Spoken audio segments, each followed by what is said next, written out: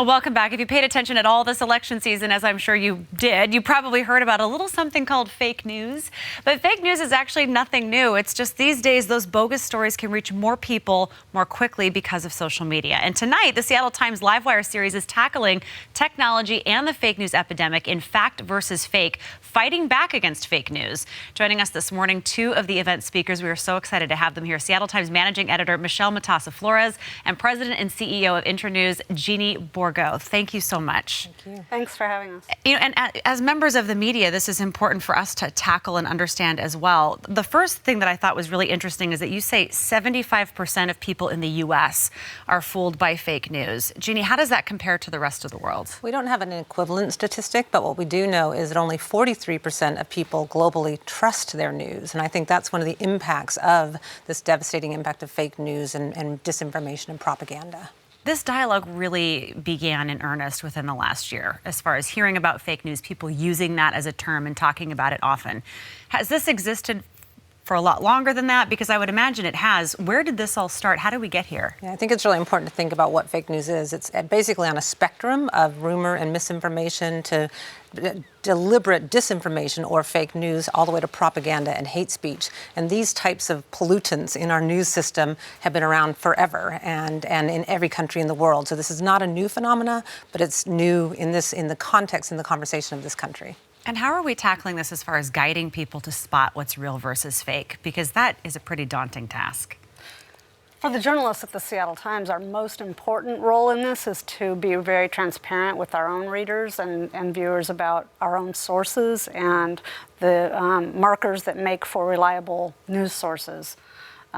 People going on the record, documentation, multiple sources to confirm facts. And the more transparent we can be about that, the more we can gain the trust of our own readers. Do we accept responsibility as members of the media? I mean, I'll speak for myself. I see some of this, and I think if we're the ones telling people, no, you should trust us, they're going to look at us and say, well, of course you're going to say that. But to your point, you're able to actually do things at the Times that are being more transparent. What else do we as members of the media need to be owning? Well, I think that we need to be very careful about social media and things that get shared out there.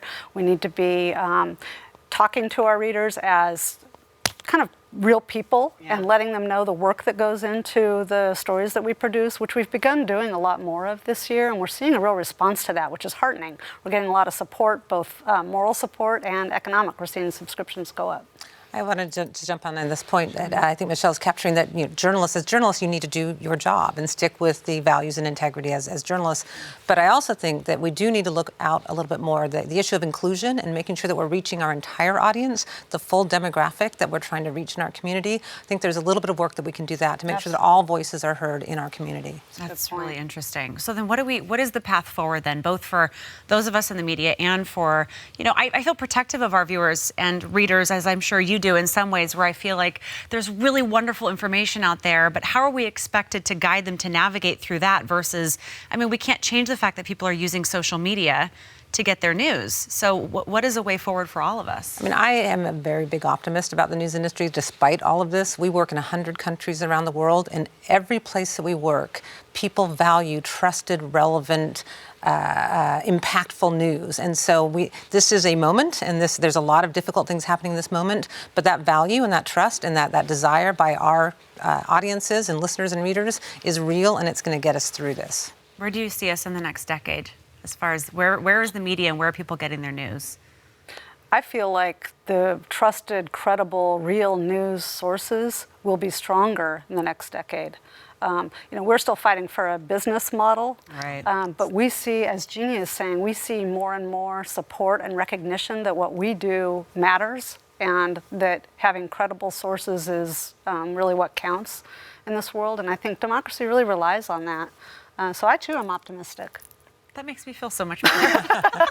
Thank you both. Now, this event tonight is sold out. What are some other ways people can get involved in this conversation? We will be streaming it live on Facebook. We have Facebook Live going, which will be broadcast both on seattletimes.com and on our Facebook page. Michelle and Jeannie, thank you so much. Thank you for being a part of this conversation and for leading it.